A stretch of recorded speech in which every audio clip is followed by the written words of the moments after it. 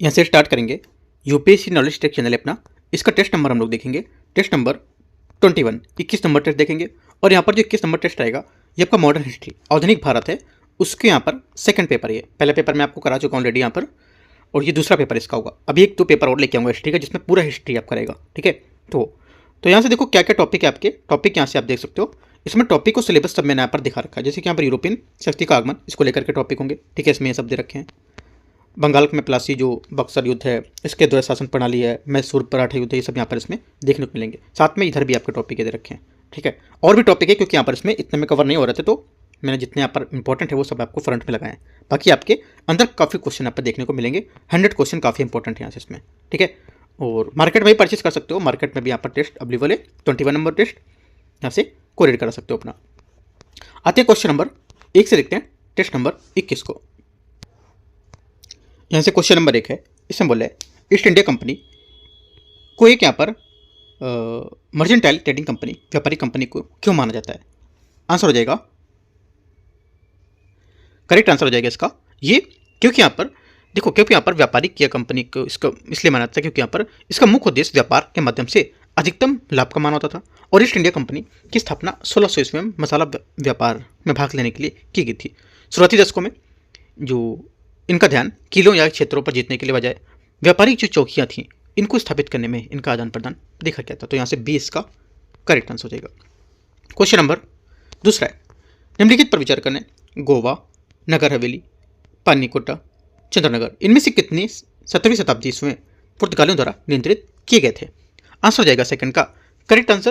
यहाँ पर देखो, यहाँ पर 17वीं शताब्दी में गोवा, ठीक है, नगर हवेली, पानीकोटा जो द्वीप के पास स्थित है, ठीक है, उसमें पुर्तगालियों के अधीन थे। हालांकि यहाँ पर चंद्रनगर बंगाल के एक फ्रांसीसी समझौता किया गया था, जिसमें यहाँ पर 1673 में स्थापित किया गया था, ना कि पुर्तगालियों द्वारा यहाँ पर किया गया था। तो यहाँ पर चंद्रनगर इसका गलत हो जाएगा। ओनली 1 to 3 यहाँ से सही होगा, तो 3 बातें इसकी सही है। क्वेश्चन नंबर 3 है, ब्रिटिश औपनिवेशिक शासन के दौरान बंगाल में शुरू की गई द्वैध शासन प्रणाली का क्या अर्थ था। यह द्वैध शासन प्रणाली क्या थी। देखो, यहाँ पर एक शासन प्रणाली जहाँ राजस्व का पुलिस प्रशासन के जो ब्रिटिश ईस्ट इंडिया कंपनी है उससे बंगाल के नवाब के बीच विभाजित करना था, ठीक है। ये यहाँ पर रॉबर्ट क्लाइव द्वारा 1765 में शुरू की गई एक प्रणाली थी। इसके तहत यहाँ पर कंपनी ने दीवानी जो राजस्व के वसूलने का अधिकार था वो ले लिया था, जबकि यहाँ पर निजामत जिसको बोलते थे प्रशासनिक और न्यायिक कार्य वो नवाब के पास रहते थे। इसका मतलब था कि वो अंग्रेजों के पास बिना किसी जिम्मेदारी के अधिकार देते थे और वह नवाब के पास बिना संशोधन के जिम्मेदारी लेते थे। तो आंसर क्या होगा, बी यहाँ से इसका सही आंसर होगा, ठीक है, कि यहाँ पर एक शासन प्रणाली जहाँ पर पुलिस और राजस्व शासन प्रणाली को ईस्ट इंडिया कंपनी बंगाल के नवाब के बीच विभाजित किया गया था। बी यहाँ से सही आंसर होगा। क्वेश्चन नंबर चौथा यहाँ से निम्नलिखित कथनों पर विचार करने डचों ने भारत में अपनी पहली फैक्ट्री पुलिकट में स्थापित की थी। पहली बात यहाँ से गलत, क्योंकि यहाँ पर डचों ने अपनी पहली फैक्ट्री 1605 में मसूलीपट्टनम में स्थापित की थी, न कि पुलिकट में।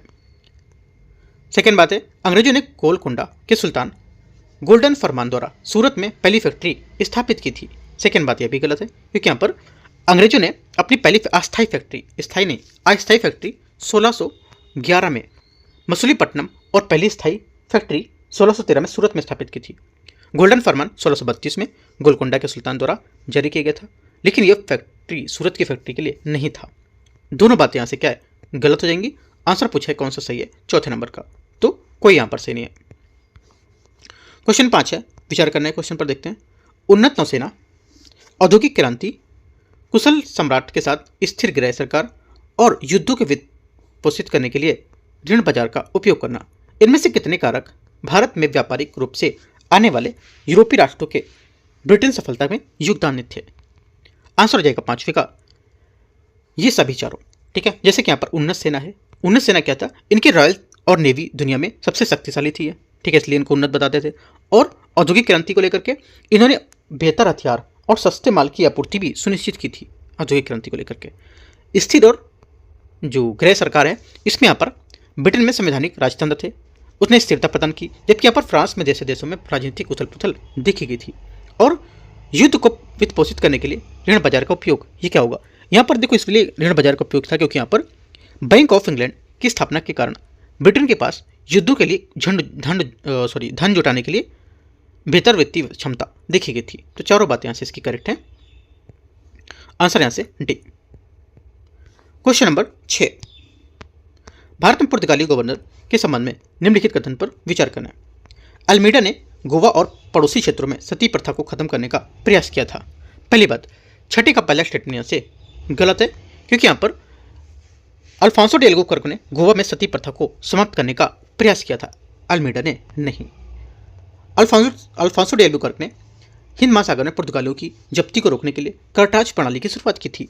सेकेंड बात यहाँ से गलत है, क्योंकि यहाँ पर फ्रांसिसो डी जो अल्मीडा है इसने ब्लू वाटर पॉलिसी दी थी, लेकिन यहाँ पर करटाज प्रणाली नौसैनिक व्यापार जो लाइसेंस है इसको व्यापक रूप से पुर्तगाली प्रभुत्व बनाए रखने के लिए लागू किया गया था, जिसका श्रेय अक्सर अल्बुकर्क के समय विस्तार को दिया जाता था। सेकेंड बात भी गलत है। तीसरा, नानो दे कुन्हा मुख्यालय को कोचीन से गोवा स्थानांतरित कर दिया गया था। तीसरी बात यहाँ से करेक्ट है, क्योंकि यहाँ पर नानो दे कुन्हा को 1530 में पुर्तगाली सरकार के मुख्यालय को कोचीन में गोवा स्थानांतरित कर दिया गया था। सिर्फ तीसरी बात करेक्ट है, पहले दूसरी बात गलत होगी। आंसर पूछा गया है कौन सा सही है, तो केवल तीसरा सही है, पहला दूसरा गलत है। क्वेश्चन नंबर 7वां, निम्नलिखित मदों पर विचार करना है। पहला, मोती, कच्चा रेशम, ऊन, सोना। इनमें से 18वीं शताब्दी में उपरोक्त में से कितने भारत फारस की खाड़ी के क्षेत्र से आयात किए जाते थे? आंसर हो जाएगा 7वें का करेक्ट आंसर। देखो यहाँ पर जो 18वीं शताब्दी में भारत में फारसी खाड़ी से क्षेत्र से मुख्य रूप से मोती, ऊन, सोना तथा चांदी तांबे के जो घोड़े थे वो, ठीक है, आयात किए जाते थे। चांदी तांबे और यहाँ पर घोड़े आयात किए जाते थे, ठीक है। कच्चा रेशम आमतौर पर चीन या बंगाल आंतरिक क्षेत्रों में संबंधित था, इसे फारसी खाड़ी बड़े पैमाने पर आयात नहीं किया जा सकता था, ठीक है। तो क्या होगा यहाँ से कच्चा रेशम इसका गलत हो जाएगा, ठीक है। तो 1, 3, 4 तीन बातें करेक्ट हैं। कौन सी तीन बातें? 1, 3, 4 याद रखना है। क्वेश्चन 8वां, निम्नलिखित पर विचार करना है। देखते हैं इसको। पहला बोल रहे कुलीन शासकों का पतन, जमींदारों के भूमि अधिकारों का अंग्रेज का हनन, धार्मिक अक्षिणता अधिनियम 1856 का पारित होना, और क्या बोल रहे देखते हैं, और भारतीय सिपाहियों के विदेशी सेवा में भत्ता से इनकार देना। इनमें से कितने कारक जो हैं 1857 के विद्रोह के लिए जिम्मेदार थे? ठीक है, 1857 के लिए जो विद्रोह के लिए जिम्मेदार थे, एक तो यहाँ से जो पहला हो जाएगा कुलीन शासकों का पतन, ये यहाँ से करेक्ट है, क्योंकि यहाँ पर कुलीन शासकों का पतन ये व्यक्तिगत सिद्धांत था, डॉक्ट्रिन ऑफ लैप्स के कारण कई शासकों ने अपनी रियासतें खो दी थी, ये बात करेक्ट है। दूसरा है जमींदारों के भूमि अधिकारों का अंग्रेजों द्वारा हनन, ये भी बात करेक्ट है, क्योंकि यहाँ पर इनका जमीनों को जब्त कर लिया था, जिससे यहाँ पर अंग्रेजों के विरोधी होना पड़ा था उनके, ठीक है। अगर उनकी जमीन, आपकी जमीन कब्जा कर लेंगे तो उनके विरोध में रहो, मतलब उनके कहने की बात मानोगे, है ना, तो ये बात ये भी सही है। तीसरा, धार्मिक अक्षमता अधिनियम 1856 का पारित होना, ये भी बात करेक्ट है, क्योंकि यहाँ पर इसने ईसाई और धर्म अपनाने वाले पैतृक संपत्ति को अधिकार दिया था, जिससे यहाँ पर हिंदुओं अपने धर्म पर हस्तक्षेप माना था। तीनों बातें करेक्ट हैं। चौथी बात ऊपर दे रखी है, यहाँ से चौथा स्टेटमेंट है, ये बोला भारतीय सिपाहियों को विदेशी सेवा से भत्ता देने से इनकार, तो चौथी बात यहाँ से करेक्ट होगी, क्योंकि यहाँ पर विदेशी सेवा भत्ता है, भारतीय सिपाहियों को उनके घर से दूर सेवा करने के लिए अतिरिक्त भत्ता देने से मना कर दिया गया था, जिससे यहाँ पर उन्हें भारी असंतोष देखना पड़ा था। चारों बातें करेक्ट होंगी। आंसर यहाँ से 8वें का डी करेक्ट है। क्वेश्चन नंबर 9, भारत के इतिहास के संबंध में निम्नलिखित पर विचार करना है। गुमास्ता ब्रिटिश ईस्ट इंडिया कंपनी के भारतीय एजेंट थे, जो माल आपूर्ति के लिए स्थानीय बुनकर और कारीगर के साथ समझौते पर हस्ताक्षर करते थे। पहली बात, 9वें का पहला स्टेटमेंट यहाँ से करेक्ट होगा, क्योंकि यहाँ पर गुमास्ता ये कंपनी द्वारा नियुक्त सवैतनिक भारतीय एजेंट थे, जो बुनकरों की निगरानी करते थे और आपूर्ति सुनिश्चित करते थे, ठीक है। फैक्ट्री ईस्ट इंडिया कंपनी व्यापारिक गतिविधि के प्रभारी अधिकारी होते थे, ये बात करेक्ट है, क्योंकि यहाँ पर फैक्टर कंपनी के व्यापारिक केंद्र, जिन्हें यहाँ पर फैक्ट्री कहा जाता था, वे काम करने वाले अधिकारियों को फैक्टर कहा जाता था, और यहाँ पर इसके प्रभारी अधिकारी थे। दोनों बातें करेक्ट हैं। 9वें का आंसर क्या हो जाएगा? सी यहाँ से सही है। क्वेश्चन नंबर 10 है, निम्नलिखित कारक पर विचार करना है। ब्राजील का पता चलना, भारत के लिए समुद्री मार्ग का ज्ञान, अन्य यूरोपीय जो राष्ट्र हैं उसका संघर्ष, और सालसेट में बसई क्षेत्रों में मराठों का कब्जा। इनमें से कितने 18वीं शताब्दी में भारत में पुर्तगाली की शक्ति का पतन का योगदान दिया था? आंसर हो जाएगा 10वें का करेक्ट आंसर। एक तो यहाँ से ब्राजील का पता चलना, यहाँ से क्या होगा, ब्राजील की खोज को लेकर के यहाँ पर पुर्तगालियों का ध्यान भारत से हटकर ब्राजील की ओर चला गया था। ठीक है, इसको लेकर के यहाँ पर इनकी शक्ति का पतन का योगदान दिया था ये। और दूसरा, भारत के समुद्री मार्ग का ज्ञान होना। ठीक है, अन्य यूरोपीय मार्ग को संघर्ष को लेकर के, जैसे कि डच और अंग्रेजों के पुर्तगालियों को व्यापारिक मार्गों या युद्धों को हराना। ठीक है, संघर्ष यहाँ पर सेकंड वाला होगा, ये थर्ड वाला है ना। तीसरा मराठों, हाँ उसके बाद चौथा है मराठों का बसई क्षेत्रों में कब्जा। तो यहाँ पर क्या था, ये जो था 1739 में मराठों ने उनसे साल्सेट के बसई छीन लिया था। ठीक है, ये भी यहाँ से सही होगा। लेकिन जो सेकंड वाली बात है, भारत के समुद्री मार्ग का ज्ञान, ये बात गलत होगी, क्योंकि यहाँ पर समुद्री मार्ग का ज्ञान पतन का कारण नहीं था, बल्कि यहाँ पर आने जाने का कारण होता था ये, और ये बात गलत हो जाएगी। 1, 3, 4 इसी करेक्ट है, तो 3 बातें यहाँ से इसकी करेक्ट हो जाएंगी, जो 18वीं शताब्दी में पुर्तगाली शक्ति के पतन में योगदान दिया था। क्वेश्चन नंबर 11 है, भारत के इतिहास के संबंध में पिंडारियों के साथ संघर्ष के किसके साथ जुड़ा हुआ था। आंसर हो जाएगा 11वें का करेक्ट आंसर, तीसरा आंग्ल मराठा युद्ध 1817 से 1819। ठीक है, लॉर्ड हेस्टिंग ने पिंडारियों जो यहाँ पर मराठाओं के साथ सहायक के रूप में जुड़े होते थे, उनके रूप में लड़ते थे, और उनको खनन या खत्म करने के लिए उनकी अभियान चलाते थे उनके थ्रू, और यहाँ पर पिंडारियों के खिलाफ इस कार्रवाई में मराठा सरदार को नाराज कर दिया था, जिससे यहाँ पर उनके परिणाम स्वरूप तीसरा आंग्ल मराठा युद्ध और यहाँ पर अंततः मराठा संघ का पतन हुआ था।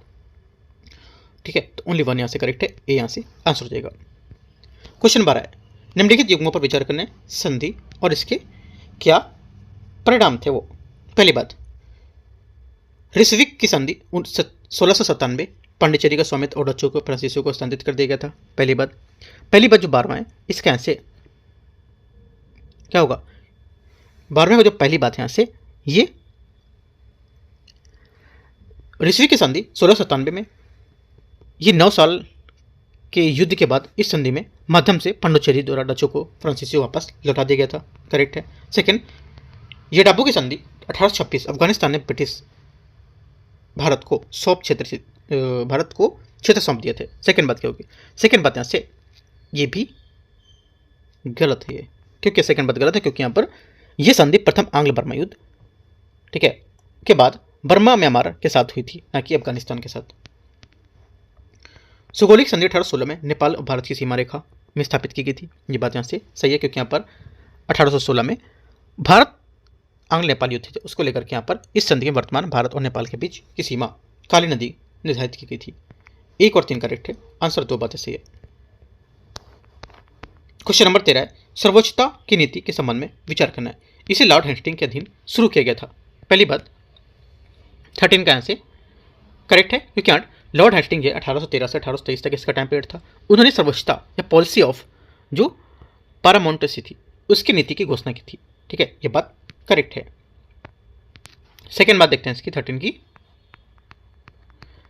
सेकेंड बात बोले, इसने ब्रिटिश हितों की रक्षा के लिए किसी भी भारतीय साम्राज्य को विलय उचित ठहराया था। ये बात ये भी सही है, क्योंकि यहाँ पर कंपनी ने दावा किया था कि उसका अधिकार क्षेत्र सर्वोच्च होगा, इसलिए यहाँ पर उसकी शक्ति भारतीय राज्यों से ऊपर है और अपने हितों की रक्षा के लिए वह किसी भी भारतीय राज्य के अधिग्रहण या विलय का अधिकार रखती थी। दोनों बातें करेक्ट हैं, 13 का आंसर सी। क्वेश्चन 14 नंबर है, मिस्र प्रणाली के बारे में देखते हैं, विचार करना है। वे एक लोकतांत्रिक व्यवस्था के साथ सैन्य भाईचारे थे। पहली बात 14 का पहला आंसर करेक्ट है, क्योंकि यहाँ पर लोकतांत्रिक व्यवस्था जो थी ये क्या थी कि यहाँ पर मिस्र प्रणाली मुख्यतः, ये जो मिस्र प्रणाली थी मुख्यतः लोकतांत्रिक थी, जहाँ सरदारों के पास अधिकार होते थे और वे गुरमत्ता मतलब धार्मिक परिषद के निर्णय लेना उसके माध्यम से एक साथ आते थे। पहली बात करेक्ट है। सेकंड, उन्होंने सिख सरदारों के अधीन पंजाब क्षेत्र पर शासन किया था। सेकंड बात यहाँ से करेक्ट है, क्योंकि यहाँ पर पंजाब क्षेत्र पर 18वीं शताब्दी में मध्य में मुगलों ने अफगानों के पतन के बाद यहाँ पर जो पंजाब में 12 स्वतंत्र सिख जो मिसलें थी सैन्य भाईचारे वो उसके रूप में उभरी थी। तीसरी बात है, रणजीत सिंह सुकरचकिया मिस्र से संबंधित थे।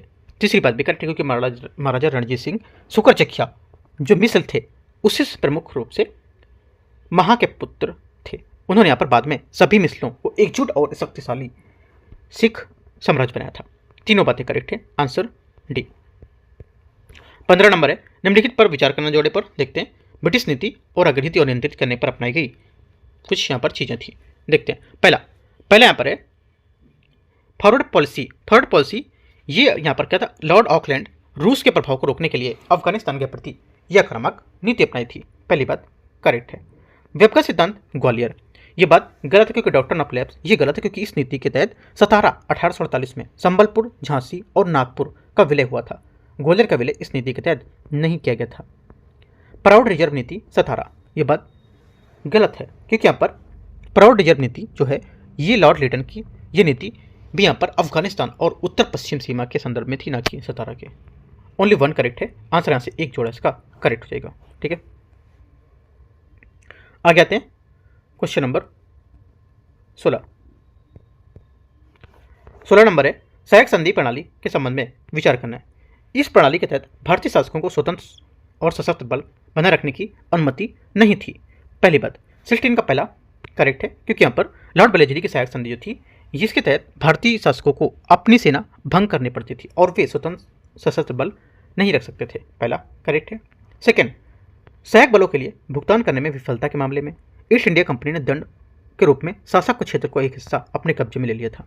सेकेंड बात भी करेक्ट है क्योंकि यहाँ पर यदि शासक जो थे इस सहायता या सहायक सेना के रखरखाव के लिए भुगतान करने में विफल रहते थे तो दंड के रूप में उनके सहायक क्षेत्र का एक हिस्सा छीन लिया था, जिसे यहाँ पर हैदराबाद की अवध के साथ हुआ था।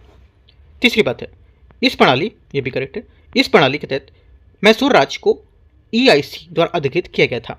तीसरी बात यहाँ से करेक्ट है क्योंकि यहाँ पर 1799 में चौथे आंग्ल मैसूर युद्ध में टीपू सुल्तान की हार के बाद मैसूर सहायक संधि यहाँ पर थोप की गई थी और इसके बाद इसमें प्रशासन को कंपनी द्वारा नियंत्रित किया गया था। तीनों बातें करेक्ट है। 16 का आंसर डी यहाँ से सही है। क्वेश्चन 17 है डच ईस्ट इंडिया कंपनी के संबंध में विचार करना है। 1663 में कोचीन के राजा ने डच ईस्ट इंडिया कंपनी की मदद से पुर्तगालियों को अपने साम्राज्य का बाहर निकाल दिया था। पहली बात यहाँ से जो पहली बात है स्टेटमेंट करेक्ट है क्योंकि यहाँ पर जो 1663 में डचों ने कोचीन के राजा के साथ मिलकर पुर्तगालियों को हराया और कोचीन से उनका प्रभुत्व समाप्त कर दिया था। सेकेंड बात है, सेकेंड बोल रहा है मुगल प्रशासन डच कंपनियों को भारतीय पारगमन या राहदारी शुल्क भुगतान में छूट दी गई थी। सेकेंड बात यहाँ से करेक्ट होगी क्योंकि यहाँ पर मुगल सम्राट जो है जैसे यहाँ पर औरंगजेब और शाहजहां उनके विभिन्न समय पर डचों के व्यापारिक जो रियासत थे पारगम शुल्क जो राहदारी थी इसमें छूट प्रदान थी ताकि वह यूरोपीय शक्तियों के साथ प्रतिस्पर्धा कर सके। दोनों बातें करेक्ट है। 17 का आंसर सी। क्वेश्चन 18 नंबर है औपनिवेशिक भारत के जो ब्रिटिश रेजिडेंट थे उसकी प्रणाली के संबंध में विचार करना है। उन्हें भारतीय रियासतों में तैनात किया गया था। पहली बात 18 का पहला स्टेटमेंट यहाँ से करेक्ट है। सेकेंड, उनकी नियुक्ति सहायक संधि की नीति के तहत अनिवार्य थी। सेकेंड बात यहाँ पर सहायक संधि स्वीकार करने वाले हर राज्य के लिए अपने यहाँ एक ब्रिटिश रेजिडेंट रखना अनिवार्य होता था। तीसरी बात है उनके पास रियासतों को अन्य राज्यों के साथ राजनीतिक संगठन में शामिल करने से होने वाले प्रतिबंध की शक्ति होती थी। तीसरी बात यहाँ से करेक्ट है क्योंकि यहाँ पर रेजिडेंट ये सुनिश्चित करते थे कि राजा जो किसी भी अन्य विदेशी या शक्ति या भारतीय राज्य के साथ बिना अंग्रेजों की अनुमति के कोई गठबंधन बातचीत न करे। तीनों बातें करेक्ट है। Answer D. Question number 19 Bharat के अपने वैश्विक इतिहास के संबंध में विचार करना है कि यहाँ पर लॉर्ड डलहौजी द्वारा शुरू की गई गैर विनिमय जो प्रणाली थी नॉन रेगुलेशन सिस्टम किससे संबंधित थी? ये संबंधित थी नए अधिग्रहित क्षेत्र थे उसके शासन से संबंधित थी। ठीक है, आंसर क्या हो जाएगा? बी करेक्ट है क्योंकि यहाँ पर लॉर्ड डलहौजी ने गैर विनिमय प्रणाली नॉन रेगुलेशन सिस्टम उन क्षेत्रों के लिए यहाँ पर शुरू की थी जो नए नए ब्रिटिश साम्राज्य में शामिल किए गए थे जैसे पंजाब। इस प्रणाली के तहत यहाँ पर पुराने और जटिल कानूनों के बजाय सीधे सरल और प्रशासन पर जोर दिया गया था जहाँ एक ही अधिकारी कमिश्नर के पास कार्यकारी और न्यायिक राजस्व शामिल शक्तियाँ होती थी। बी करेक्ट हो जाएगा। यहाँ से 20 नंबर क्वेश्चन है, इसमें बोले पुस्तक और लेखक इसके। ठीक है, देखते हैं इसको। यहाँ पर है असबाब ए बागपत ए हिंद सर सैयद अहमद खान। ठीक है, पहला क्या होगा? पहले आंसर स्टेटमेंट सही है। दूसरा, इसमें यहाँ पर उन्होंने 1857 के विद्रोह के कारणों का विश्लेषण किया है। सेकेंड बात है Majha Pravas doctor R C Majumdar. Second बात गलत क्योंकि यहाँ पर माझा प्रवास जो है विष्णु भट्ट गोडसे द्वारा लिखित है। ठीक है, ये प्रसिद्ध मराठी यात्रा वृत्तांत है जो 1857 के विद्रोह का आंखों देखा हाल बताता है इसमें। ठीक है, तीसरी बात है सेकंड गलत हो गया। तीसरा, the Indian war of independence 1857, V D Savarkar, ये बात करेक्ट है।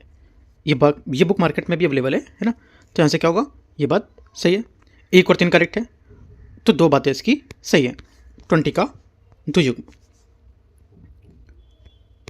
21 है, ब्रिटिश भारत के संबंध में निम्नलिखित कथन पर विचार करना है कि किस घटना को श्वेत विद्रोह, यहाँ पर व्हाइट म्यूटिनी कहा जाता है, ठीक है।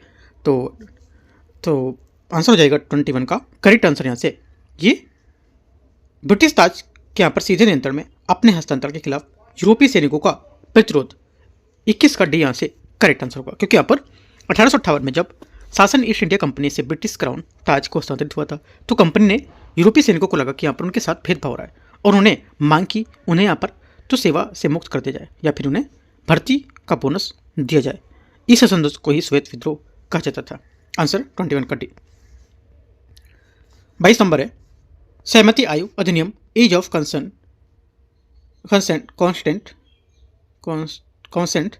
एक्ट जो है 1891 के संबंध विचार करना है। इसने 16 वर्ष से कम उम्र की लड़कियों के विवाह पर प्रतिबंध लगा दिया था। पहली बात, 22वें का पहला स्टेटमेंट यहाँ से गलत है, क्योंकि यहाँ पर इस अधिनियम ने लड़कियों को शारीरिक संबंध और सहमति की आयु 10 वर्ष से बढ़ाकर 12 वर्ष की थी, ना कि 16। सेकेंड बात है, इसे बाल गंगाधर तिलक और रमेश चंद्र जिसे मित्र जैसे राष्ट्रवादियों का समर्थन प्राप्त था। सेकेंड बात यहाँ से गलत है भी, क्योंकि यहाँ पर इन्होंने बाल गंगाधर तिलक और इस अधिनियम के कड़ा विरोध किया था। उनका मानना था कि विदेशी सरकार को भारतीय सामाजिक और धार्मिक मामलों में हस्तक्षेप नहीं करना चाहिए। दोनों बातें यहाँ से गलत थी। आंसर 22 का डी।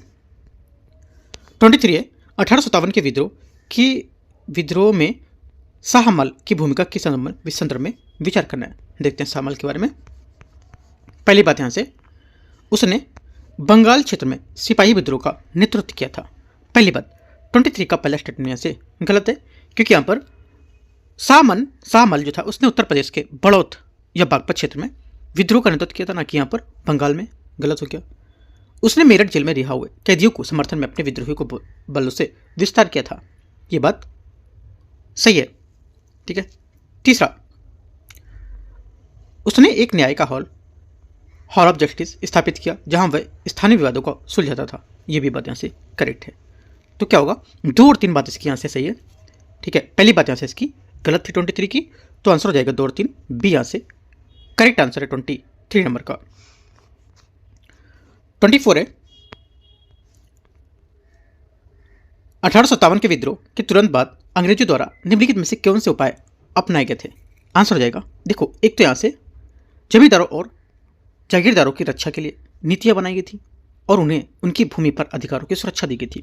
पहली बात क्या होगा, पहली बात यहाँ से करेक्ट है, ठीक है। और यहाँ पर यह आश्वासन दे दिया गया था कि यहाँ पर कोई क्षेत्र हड़पा नहीं जाएगा। ये व्यवगत का सिद्धांत समाप्त करना था, ठीक है। और साथ ही विद्रोह में साथ देने वाले जमींदारों को पुरस्कृत किया गया था और उनके भूमि अधिकारों की सुरक्षा भी की गई थी, ठीक है। तो पहला और दूसरी बात यहाँ से करेक्ट हो जाएगी।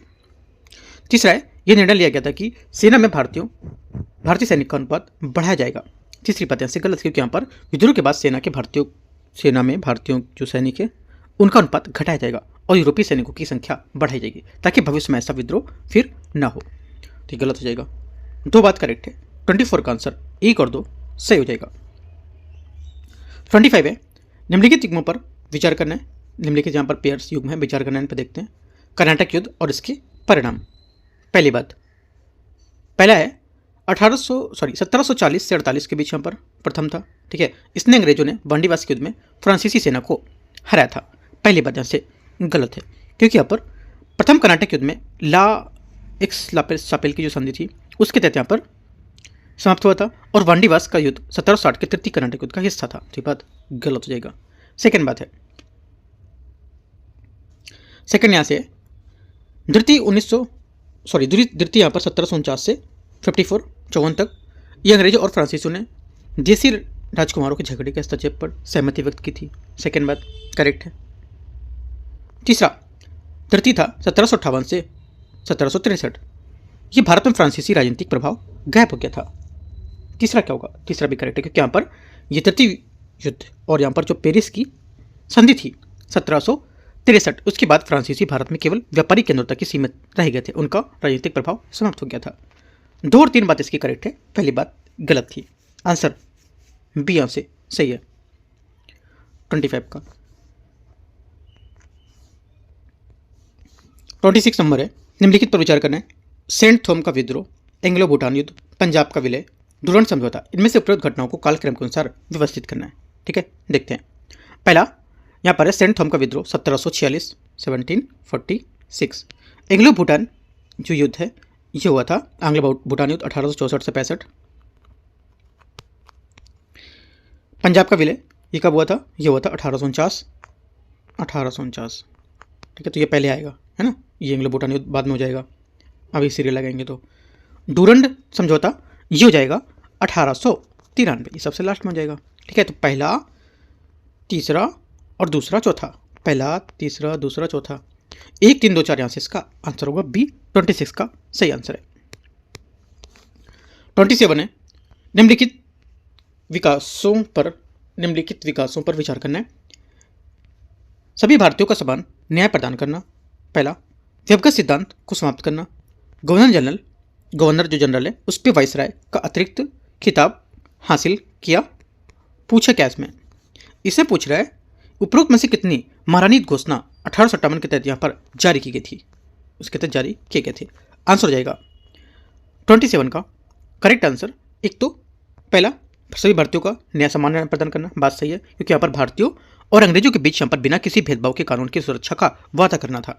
सेकंड, व्यवगत के सिद्धांत को यहाँ पर समाप्त करना था। सेकंड बात यहाँ से ये भारतीय राजाओं को दत्तक पुत्र जो थे उनको लेने का उत्तराधिकार वापस दिया गया था, ये बात सही है अभी। तीसरा, गवर्नर जनरल वाइसराय का अतिरिक्त खिताब हासिल किया था, ये भी यहाँ से करेक्ट होगा, क्योंकि यहाँ पर वाइसराय की उपाधि गवर्नर जनरल अब ब्रिटिश क्राउन के सीधे प्रतिनिधित्व के रूप में वाइसराय की कहलाने लगे थे। तीनों बातें यहाँ से सही है।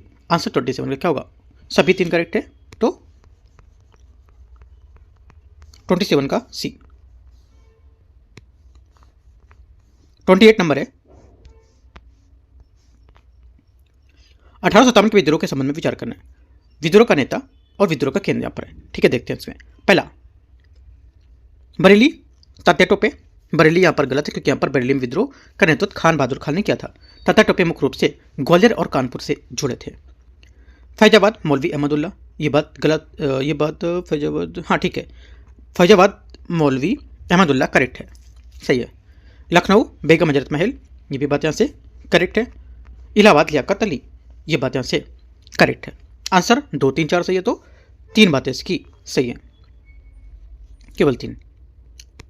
क्वेश्चन नंबर 28 था ना, हाँ 29 देखते हैं।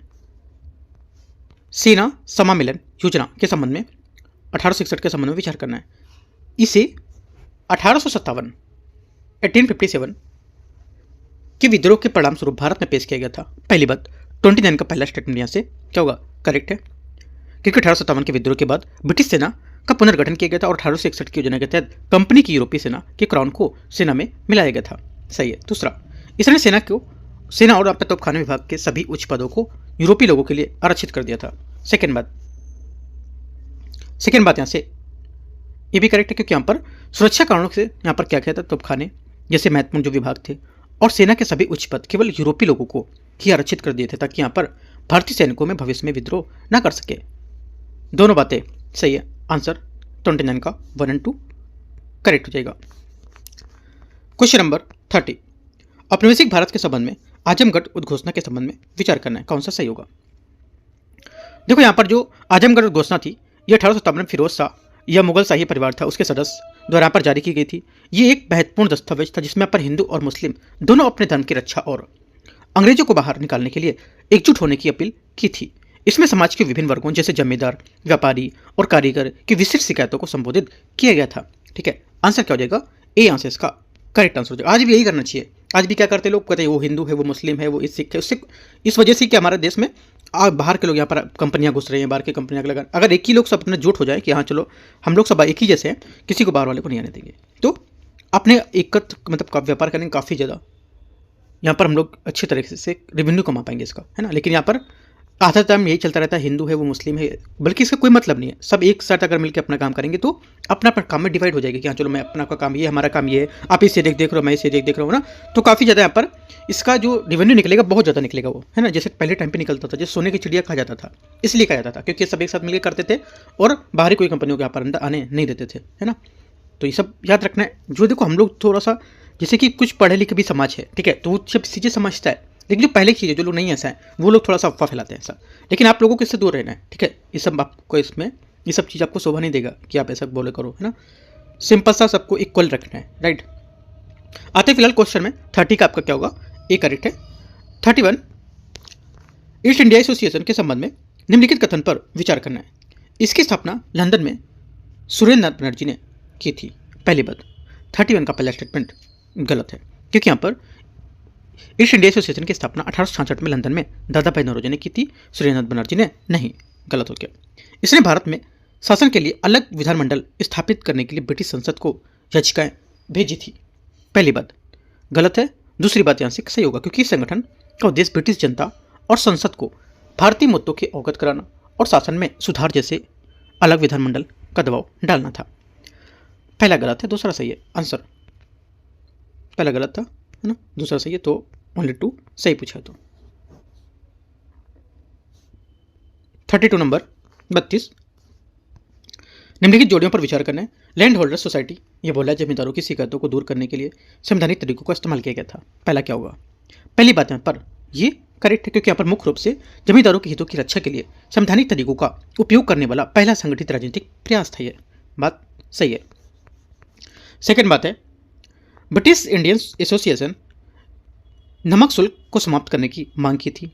सेकंड बात क्या होगी, सेकंड बात यहाँ से ये भी करेक्ट है क्योंकि वहाँ पर उन्होंने 1853 में चार्टर एक्ट से पहले ब्रिटिश जो संसद थी इसको याचिकाएं भेजी थी और इसमें नमक शुल्क, डाक शुल्क, स्टाम्प शुल्क इसको समाप्त करने की मांग भी की थी। ये भी बात करेक्ट है। तीसरा, इंडियन लीग इसमें बोला है कि ईस्ट इंडिया कंपनी के चार्टर के नवीकरण के खिलाफ विरोध किया था। तीसरी बात यहाँ से गलत क्योंकि यहाँ पर इसकी स्थापना में शिशिर कुमार घोष ने भारतीय राष्ट्रवाद को जगाने के लिए यहाँ पर की थी और चार्टर के नवीकरण के खिलाफ विरोध शुरू करने से पहले 1853 के आसपास अन्य संस्थाओं द्वारा पर किया गया था। तो ये बात गलत हो जाएगा। 1 2 सिर्फ करेक्ट है, 2 बातें या 2 जोड़े इसकी करेक्ट है। 33 इंडियन नेशनल एसोसिएशन के संबंध में निम्नलिखित कथन पर विचार करना है। देखते हैं क्वेश्चन नंबर 33 को। पहला आंसर है, पहली बात है आनंद मोहन बोस इसके प्रमुख संस्थापक सदस्यों में से एक थे। पहली बात स्टेटमेंट यहाँ से करेक्ट है। दूसरा, इसने 1883 में कलकत्ता में एक अखिल भारतीय सम्मेलन आयोजित करने में मदद की थी। सेकेंड बात ये भी करेक्ट है और इस जिसे कांग्रेस का पूर्ववर्ती माना जाता है। इसने भारतीय सिविल सेवा परीक्षा में उम्मीदवारों के लिए आयु की सीमा की कमी की मांग की थी। तीसरी बात गलत क्योंकि यहाँ पर इस संगठन ने आयु सीमा की कमी का विरोध किया था और मांग की थी कि ICSC इसी परीक्षा के लिए आयु सीमा बढ़ाई जाए क्योंकि यहाँ पर उस समय अंग्रेजों ने इसे 21 से घटाकर 19 वर्ष कर दिया था ताकि भारतीय सफल ना हो सके। 1 2 सिर्फ करेक्ट है। आंसर यहाँ से C 1 2 करेक्ट हो जाएगा, सही पूछा है। 34 है, बॉम्बे प्रेसिडेंसी एसोसिएशन निम्नलिखित में से किस व्यक्ति द्वारा शुरू किया गया था। आंसर हो जाएगा 34 का करेक्ट आंसर ये बदरुद्दीन तैयबजी और यहाँ पर फिरोज शाह मेहता। डी यहाँ से करेक्ट आंसर होगा। जो बॉम्बे प्रेसिडेंसी एसोसिएशन है इसकी स्थापना 1885 में फिरोज शाह मेहता और बदरुद्दीन तैयबजी और KT तेलंग द्वारा की गई थी। इन तीनों को बॉम्बे के 3 रत्न, ठीक है, के रूप में जाना जाता था और इस संगठन का यहाँ पर उद्देश्य भारतीय राजनीति के अधिकारों के लिए आवाज उठाना था, ठीक है। डी यहाँ से करेक्ट है। 35 है, निम्नलिखित में से कौन से कारक 19वीं शताब्दी के उत्तरार्ध के दौरान भारत में राष्ट्रवाद के विकास के लिए जिम्मेदार थे। आंसर हो जाएगा एक तो स्थानीय समाचारों पत्र में प्रसार में वृद्धि, ठीक है, इससे होता था कि यहाँ पर जो सरकारी नीति थी उनकी आलोचना और राष्ट्रीय चेतना फैलाई गई इससे। दूसरी बात, भाषा के माध्यम से अंग्रेजी का प्रसार किया गया, ठीक है, जैसे कि यहाँ पर इसमें अलग अलग भाषाई लोगों के क्षेत्रों को लेकर के शिक्षित भारतीय को एक साथ मंच पर संवाद करने की मदद मिली, ये भी बात सही है। तीसरा, RG भंडारकर और RL मिश्रा जैसे विद्वानों द्वारा ऐतिहासिक शोध दिए गए थे यहाँ पर, है ना, कि ऐतिहासिक शोध दिए गए थे क्योंकि आप बताया गया था कि जो भारत के गौरवशाली अतीत को उजागर करने के लेकर भारतीयों के आत्मसम्मान को पुनः जीवित करना, ठीक है, ये भी सही है। और इटली और ग्रीस में राष्ट्रीय मुक्ति आंदोलन, इसमें क्या था, वैश्विक आंदोलन चलाया गया था, जैसे कि यहाँ पर इटली और ग्रीस के स्वतंत्रता संग्राम में भारतीयों को अपने देश में आज़ादी के लिए प्रेरित किया गया था। चारों बातें यहाँ से करेक्ट है। ठीक है, डीप में मैंने समझाया आपको। आंसर क्या होगा, डी यहाँ से इसका करेक्ट आंसर हो जाएगा 35 का। 36 है, निम्नलिखित जोड़े पर विचार करना है। आंदोलन, उद्देश्य। पहली बात है बहावी आंदोलन, इस्लाम के मूल रूप से पुनर्जीवित करना। पहली बात यहाँ से क्या होगी, ये करेक्ट है। ठीक है, क्योंकि यहाँ पर शाह जो वली उल्लाह द्वारा शुरू किया गया था, जिसका मुख्य उद्देश्य इस्लाम को उसके शुद्ध और मूल रूप से वापस लाना। फराइजी, जमींदारों को पीड़न के खिलाफ उठने के लिए किसानों को संगठित करना। सेकेंड बात यहाँ से ये भी करेक्ट है, क्योंकि यहाँ पर हाजी शरीयतुल्लाह द्वारा शुरू किए गए और बाद में गरीब किसानों को, जमींदारों और नील के बागान मालिकों को शोषण के खिलाफ एकजुट किया गया था। दोनों सही है। तीसरा, अहमदिया, भारतीय मुसलमानों के बीच पश्चिमी उदार शिक्षा का प्रसार करना। तीसरी बात यहाँ से ये भी करेक्ट है, क्योंकि यहाँ पर मिर्जा गुलाम अहमद द्वारा स्थापित ये एक उदारवादी आंदोलन था जिसने पश्चिमी शिक्षा और मानवीय मूल्यों का अपनाया था। तीनों बात करेक्ट है। आंसर 36 से क्या हो जाएगा, सभी तीनों जोड़े एकदम सही है। 37 है, भारत के इतिहास के संबंध में निम्नलिखित में से कौन सा कथन राखी प्रणाली का सबसे अच्छा वर्णन करता है। राखी प्रणाली का सबसे अच्छा वर्णन करता है, ये देखो, राखी प्रणाली 18वीं सदी में या 18वीं शताब्दी में सिखों द्वारा विकसित की गई। इसके तहत एक वे किसानों को उनकी उपज का 1/5 भाग, यहाँ पर ये 1/5 जो हिस्सा था उसके कर के रूप में लेते थे और बदले में उन्हें बाहरी हमलावर जैसे अफगान और मुगल उनसे सुरक्षा की गारंटी देते थे। इंपॉर्टेंट बात है, ये याद रखना है। आंसर 37 क्या हो जाएगा, बी यहाँ से करेक्ट आंसर है। 38 है, गनिमी कावा छापामार युद्ध रणनीति का एक रूप निम्नलिखित में से किस राजवंश द्वारा अपनी सेना में तैनात किया गया था। आंसर हो जाएगा ये मराठा द्वारा यहाँ पर तैनात किया गया था। ठीक है, 38 का बी करेक्ट होगा। गनिमी कावा जो है ये मराठों की प्रसिद्ध छापामार युद्ध रणनीति थी। छत्रपति शिवाजी महाराज ने अपनी छोटी सेना के साथ यहाँ पर मुगलों को बीजापुर के साथ बड़ी सेनाओं के हराने के लिए इस तकनीक का प्रभावी तरीके से प्रयोग किया था, जिसमें यहाँ पर घात लगाकर हमला करना और पहाड़ी क्षेत्रों में लाभ उठाना शामिल था। इसमें क्वेश्चन नंबर 39, निम्नलिखित पर विचार करने। जट्टों की शक्ति और उसके शासनकाल में अपने चरम पर पहुंच गई थी। उसने पश्चिमी उत्तर प्रदेश और दिल्ली के क्षेत्रों में राजनीतिक नियंत्रण स्थापित किया था। तीसरी बात है, उसने राजस्थान प्रसिद्ध लोहागढ़ किले का निर्माण कराया था। यहां से अपना क्वेश्चन समझ सकते हो क्या है इसका आंसर। तीसरी वाले से क्या होगा, किसकी बात कर रहा है, यह बात कर रहा है सूरजमल की। सूरजमल यहाँ से करेक्ट होगा। सूरजमल को यहाँ पर जाटों का प्लेटो और जाटों का यूलिसिस भी कहा जाता था। उसके समय में जाट शक्ति अपने चरमोत्कर्ष पर थी। इंपॉर्टेंट है और तीनों बातें याद रखना है। 40 है,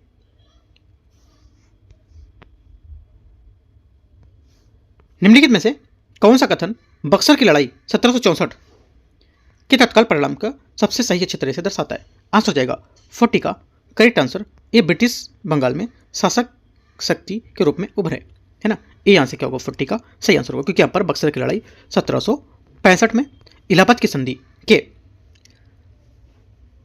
बाद हुई थी।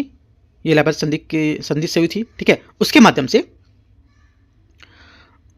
यहाँ पर अंग्रेजों के बंगाल, बिहार और उड़ीसा के जो दीवान अधिकार थे, राजस्व वसूलने का अधिकार दिया गया था, और उसमें औपचारिक रूप से अंग्रेजों के भारत की एक प्रमुख राजनीतिक और प्रशासनिक शक्ति बना देता इसने। ठीक है, तो यहाँ से क्या होगा, आंसर ए इसका करेक्ट हो जाएगा। यहाँ पर बक्सर की लड़ाई 1765 में इलाहाबाद की संधि हुई थी इसमें। ठीक है, तो ए यहाँ से करेक्ट होगा। आंसर 40 का ए सही है। 41, 19वीं शताब्दी के प्रारंभ में भारत के संबंध में विचार करना है। जोतदार स्थानीय व्यापार के साथ साहूकार गतिविधियों को भी नियंत्रित करते थे। पहली बात यहाँ से करेक्ट है, क्योंकि यहाँ पर जो जोतदार थे ये बंगाल के धनी किसान थे, और वे न केवल बड़े क्षेत्रों में खेती करते थे बल्कि स्थानीय व्यापार और साहूकार पर भी उनका कड़ा नियंत्रण होता था। वे अक्सर जमींदारों से अधिक प्रभावशाली होते थे। सेकेंड बात, जमींदारी ईस्ट इंडिया कंपनी को राजस्व भुगतान करने के लिए जिम्मेदार थे। सेकेंड बात यहाँ से भी करेक्ट है, क्योंकि यहाँ पर जमींदार जो थे ये ब्रिटिश भू राजस्व प्रणाली स्थायी बंदोबस्त के तहत जमींदार वह व्यक्ति था जिससे यहाँ पर एक निश्चित राशि ईस्ट इंडिया कंपनी और राजस्व के रूप में देनी होती थी, और विफल होने पर उनकी संपत्ति नीलाम कर दी जाती थी। दोनों बातें करेक्ट है। Answer C. 42 निम्नलिखित पर विचार करना है। मक्का, अमरूद, गन्ना, काजू, इनमें से कितनी फसलें पुर्तगालियों द्वारा भारत में लाई गई थी?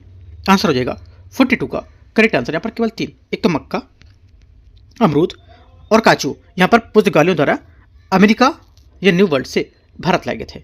गन्ना जो है, गन्ना यहाँ पर भारत की मूल फसल है और उसको प्राचीन काल से ही यहाँ उगाई जा रही है। इसके अलावा पुर्तगाली तंबाकू, लाल मिर्च, आलू, टमाटर भी भारत लाए थे। इंपॉर्टेंट याद रखना है। तो यहाँ से सिर्फ 3 है, 3 करेक्ट होगा, तो सी यहाँ से इसका आंसर हो जाएगा 42 का। 43 है, बंबई के द्वीपों के संबंध में विचार करना है। गुजरात के शासक सुल्तान बहादुर शाह ने 16वीं शताब्दी में ये द्वीप पुर्तगालियों को सौंप दिए थे।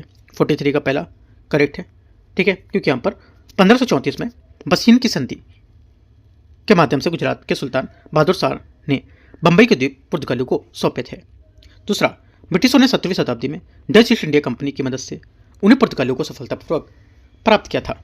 सेकेंड बात गलत होगी, क्योंकि यहाँ पर अंग्रेजों ने यह द्वीप डचों की मदद से नहीं बल्कि यहाँ पर शादी के उपहार में दहेज के रूप में प्राप्त किए थे। 1661 में पुर्तगाली राजकुमारी कैथरीन ऑफ बरिंगिजा का विवाह इंग्लैंड के राजा चार्ल्स सेकंड से हुआ, जिसके उपलक्ष्य में पुर्तगाल ने बंबई अंग्रेजों को दे दिया था। पहला सही है और दूसरा गलत होगा। आंसर क्या है? 43 का पूछा है कौन सा सही है, तो एक सही है। 44 नंबर है, भारत के इतिहास के संबंध में चतुष्पथिस शब्द किससे जोड़ा था? ठीक है, ये जुड़ा था शिक्षण संस्थान से। चतुष्पथिस ये या टोल्स जिसको बोलते थे, ये बंगाल, बिहार और उच्च शिक्षा के प्रसिद्ध केंद्र थे। यहाँ संस्कृत, व्याकरण, दर्शन, तर्कशास्त्र की शिक्षा दी जाती थी। इन्हें यहाँ पर चतुष्पथी इसलिए कहा जाता था क्योंकि यहाँ पर ये चारों वेदों की शास्त्रों की शिक्षा यहाँ पर दी जाती थी। आपसे पूछेगा चतुष्पथ यहाँ पर एक तरह का टैक्स था, है ना, एक तरह का कर था, ऐसे करके पूछ सकता है, क्वेश्चन घुमा सकता है यहाँ से, है ना, याद रखना है। 45 है, 18वीं शताब्दी में भारत में महिलाओं की स्थिति के संबंध में विचार करना है। पहली बात, निम्न वर्ग की महिलाएं आमतौर पर पारिवारिक आय में सहयोग करने के लिए खेतों में काम करती थी। पहली बात यहाँ से करेक्ट है। और 18वीं शताब्दी में उच्च वर्ग की महिलाएं भले ही पर्दे में रहती थीं, लेकिन वे निम्न वर्ग की महिलाएं आर्थिक रूप से सक्रिय और कृषि गतिविधियों में भाग भी लेती थीं। पहली बात करेक्ट है। सेकेंड, आमेर के राजा सवाई जयसिंह ने विधवा पुनर्विवाह को बढ़ावा दिया था। सेकेंड बात यहाँ से करेक्ट है, क्योंकि आमेर के सवाई जो जयसिंह ने एक यहाँ पर दूरदर्शी समाज सुधारक थे। उन्होंने सती प्रथा को रोकने की, विधवा विवाह को प्रोत्साहित करने की और कानून बनाने की कोशिश की थी, हालांकि पूरी तरह से सफल नहीं हो रहे थे। दूसरी भी करेक्ट है, दोनों सही है। आंसर 45 का क्या हो जाएगा? दोनों बातें करेक्ट है, तो सही पूछा सी। 46 है, प्लासी के युद्ध के 1757 के संबंध में विचार करना है। देखते हैं इसको। पहली बात ये बोला है ईस्ट इंडिया कंपनी द्वारा व्यापार विशेषाधिकार का अंधाधुंध दुरुपयोग युद्ध का एक प्रमुख कारण था।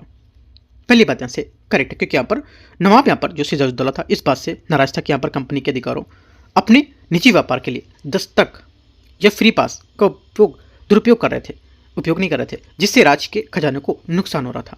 पहली बात सही है। दूसरा, इसने कलकत्ता में अंग्रेजों की संप्रभुता स्थापित की थी। सेकेंड बात यहाँ से करेक्ट है, क्योंकि इस युद्ध में जीत के बाद अंग्रेजों ने न केवल कलकत्ता पर अपना नियंत्रण स्थापित किया, मजबूत किया, बल्कि उन्हें यहाँ किलेबंदी करने और सिक्के ढालने का अधिकार भी मिल गया था, जिससे उनकी संप्रभुता की नींव पड़ी थी। दोनों बातें यहाँ से सही है। आंसर 46 का सी। 47 देखते हैं। 47 है, निम्नलिखित में से कौन सा व्यक्तित्व बंगाल में फोर्ट विलियम का पहला अध्यक्ष और गवर्नर जनरल था? आंसर हो जाएगा 47 का correct answer sir Charles Eyre इसका करेक्ट आंसर होगा। सर चार्ल्स आयर को यहाँ पर 1700 ईस्वी में बंगाल में फोर्ट विलियम का पहला अध्यक्ष नियुक्त किया गया था। ठीक है, यहाँ पर ध्यान देने बात यह कि यहाँ पर वारेन हेस्टिंग बंगाल के पहले गवर्नर जनरल 1773 में रेगुलेटिंग जो एक्ट के बाद थे, लेकिन फोर्ट विलियम के पहले अध्यक्ष सर चार्ल्स आयर थे। ये बात याद रखना है, ठीक है, इंपॉर्टेंट है, ए यहाँ से करेक्ट होगा। 48 है, ब्रिटिश भारत के संबंध में धार्मिक अक्षमता अधिनियम 1856 का उद्देश्य क्या था? धार्मिक अक्षमता जो अधिनियम है उसका उद्देश्य क्या था? उसका उद्देश्य था कि इसका उद्देश्य था कि यहाँ पर व्यक्तियों को दूसरे धर्म के प्रति परिवर्तित होने के बाद उन्हें संपत्ति विरासत लेने की अनुमति देना।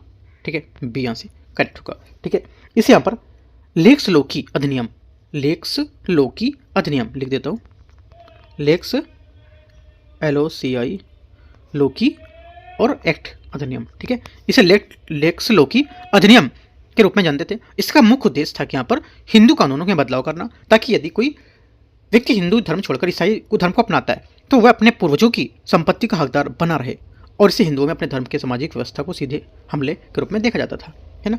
बी यहाँ से आंसर होगा। 49 में आते हैं। क्वेश्चन नंबर 49 है, निम्नलिखित जोड़ियों पर विचार करना है। पहली बात, संगठन सम्मेलन और इनके संस्थापक। पहली बात है भारत स्त्री महामंडल, भारत स्त्री महामंडल पंडिता रमाबाई। पहली बात यहाँ से ये गलत है, क्योंकि यहाँ पर इसकी स्थापना सरला देवी चौधरानी ने 1910 में की थी। आर महिला समाज सरला देवी चौधरानी गलत है, क्योंकि आर महिला समाज 1882 में इसकी स्थापना पंडिता रमाबाई ने की थी।